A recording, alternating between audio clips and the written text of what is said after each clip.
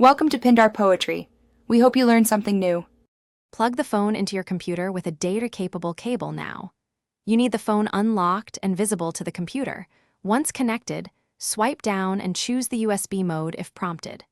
Make sure the connection says File Transfer or USB debugging is accepted if you enabled developer options. If the PC does not prompt, open File Explorer to confirm a device appears. This step ensures the phone and computer can communicate before you enable tethering, so you won't be blocked later. Open Settings and navigate to Portable Hotspot Settings, then locate USB tethering and flip the toggle. If you don't see it, use the Settings search box for tethering or go to Developer Options to set USB configuration to RRendis, USB Ethernet. This exposes the tether option.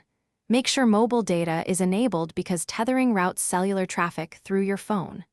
Once toggled, the computer should detect a new network interface and automatically configure connectivity using DHCP. After enabling tethering, confirm internet on the computer by visiting a website. If it fails, start basic troubleshooting. First, toggle USB tethering off and on and reconnect the cable. Next, reboot the phone. Make sure your carrier plan permits tethering because some carriers block it. On the PC, check Device Manager and update the RRendis or USB Ethernet driver if needed. If problems persist, try a different data-capable cable or another USB port. These simple swaps fix most connection issues. Thanks for watching. Consider subscribing if we helped you.